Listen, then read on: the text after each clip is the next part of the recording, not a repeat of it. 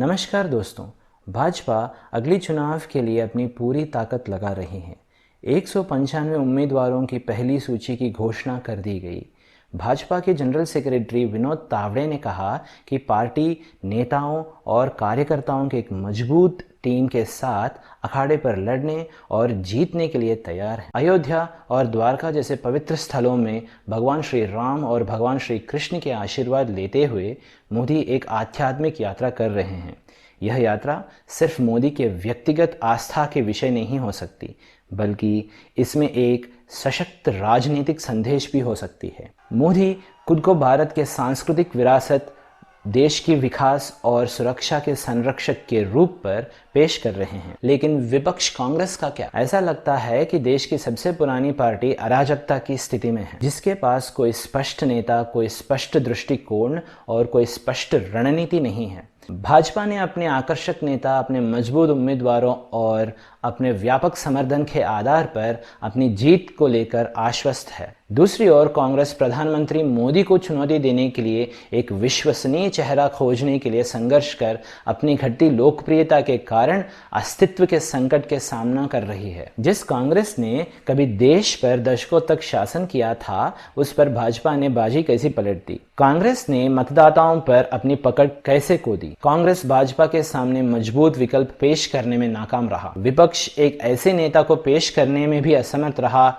जो मोदी के लोकप्रियता से मेल खा सके। कांग्रेस ने गांधी परिवार के विरासत पर भरोसा किया, लेकिन यह अब भाजपा के राष्ट्रवाद और हिंदुत्व का मुकाबला करने के लिए काफी नहीं है। कांग्रेस देश के भविष्य के लिए एक स्पष्ट दृष्टिकोण व्यक्त करने में भी असमर्थ रहा है। शायद भाजपा की जीत में सबसे निर्णायक कारक स्वयं मोदी के व्यक्तित्व और उनका प्रदर्शन हो सकता है। मोदी एक निष्ठावान, देश में सबसे लोकप्रिय और शक्तिशाली नेता के रूप में उभर रहे हैं। सर्जिकल स्ट्राइक, जीएसटी, डिमोनेटाइजेशन, स्वच्छ भारत अभियान, मेक इन इंडिया अभियान और कोविड-19 के दौरान सरकार की प्रतिक्रिया जैसे अपनी उपलब्धियों का प्रदर्शन करने में मोदी सक्षम रहे हैं। साथियों, ये क्षेत्र प्रकृति प्रेमी मोदी अपने वाक्चातुर्य, अपने सोशल मीडिया, निरंतर रैलियों और धमाकेदार भाषण के माध्यम से जनता से जुड़ने में भी सक्षम रहे हैं। ये कुछ ऐसे उदाहरण हैं जिन्होंने भारतीय राजनीति में भाजपा का उत्थान और कांग्रेस का पतन में योगदान दिया। भाजपा ने दिखाया है कि वह एकजुट रहकर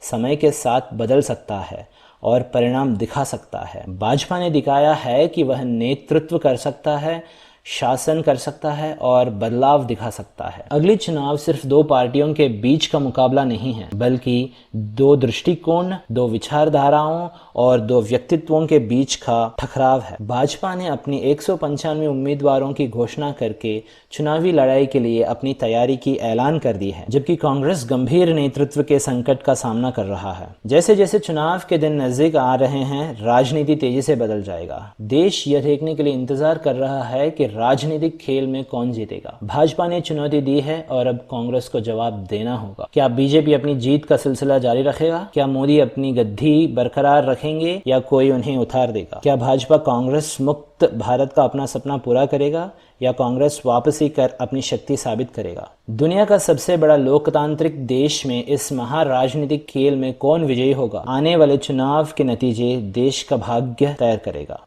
समय के लिए धन्यवाद। सब्सक्राइब करके हमारे साथ जुड़े रहिए। जय हिंद।